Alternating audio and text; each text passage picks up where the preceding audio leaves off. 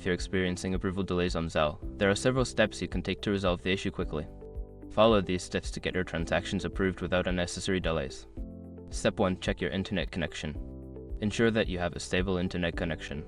A weak or unstable connection can cause delays in processing transactions. Try switching between Wi-Fi and mobile data to see if it improves the situation. Step 2. Verify recipient information.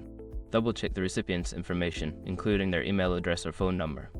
Any errors in the details can lead to delays in approval. Make sure the recipient is registered with Zelle.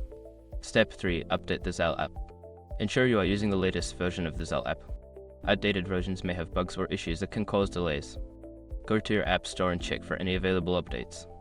Step 4. Contact your bank.